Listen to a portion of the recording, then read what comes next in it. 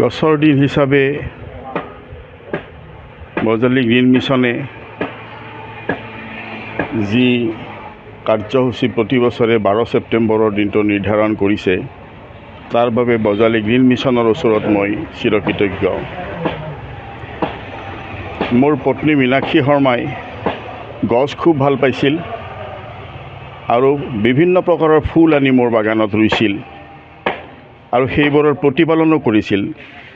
সেই গোলাপ, সেই আন তগৰ এইবিলাক এতিয়াও জীয়াই আছে তেওঁৰ মৃত্যুৰ পিছত।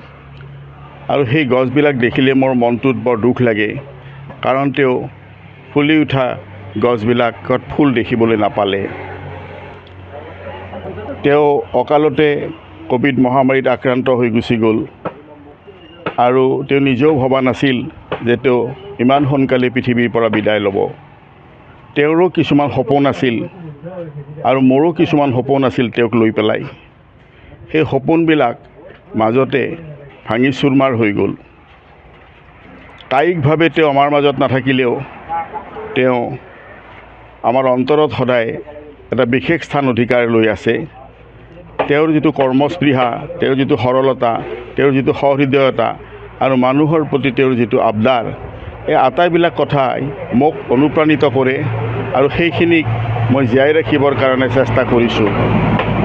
তেওঁৰ অপূৰ্ণ আশাবিলাক ভগৱানে পূৰ্ণ কৰিবৰ কাৰণে শক্তি আৰু আমাক সাহস দিয়ক।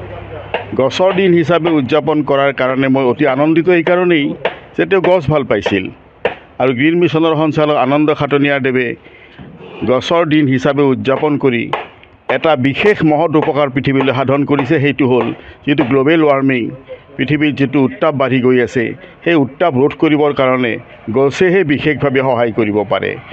এক প্ৰকাৰে এই গছৰ দিনটোৱে তেওঁৰ স্মৃতি যুগমীয়া কৰিব, আনফালে সেই স্মৃতি যুগমীয়া কৰিবলৈ যাওঁতে পৃথিৱীৰ ভাৰসাম্য ৰক্ষা কৰাৰ কাৰণেও যিটো তেওঁৰ প্ৰচেষ্টা, সেই প্ৰচেষ্টাৰ মই শলাগ লওঁ। আজি 4ৰ্থ মৃত্যুবাৰ্ষিকত ইয়াত বাগমাৰা আঞ্চলিক শ্ৰমিক সন্থাত অনুষ্ঠানটো সুকলমে কৰা হৈ গ'ল ইতিমধ্যে।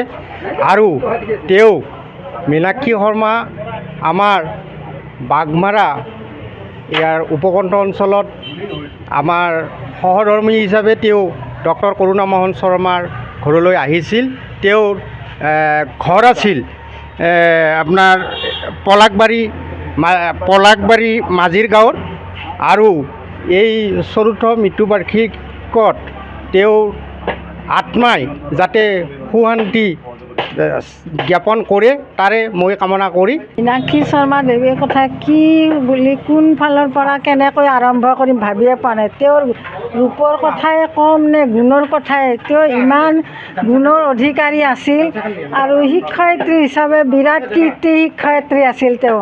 আৰু গুণৰ বিষয়ে ক'বলৈ গ'লে তেওঁৰ গুণ মানে ব্যৱহাৰে কম নে দেখা দৰ্পণ মানুহৰ প্ৰতি যি সন্মান, যি আদৰ, গছৰ পুলি ৰোৱা বা গছক আদৰ মৰম কৰা যিটো বিষয় তেওঁৰ ঘৰলৈ আহিলে দেখিবলৈ পাওঁ। সদায় হাঁহি মুখৰ মাত। যিকোনো খবৰৰ বাবে যোগাযোগ কৰক 7090173330 অথবা 7099017990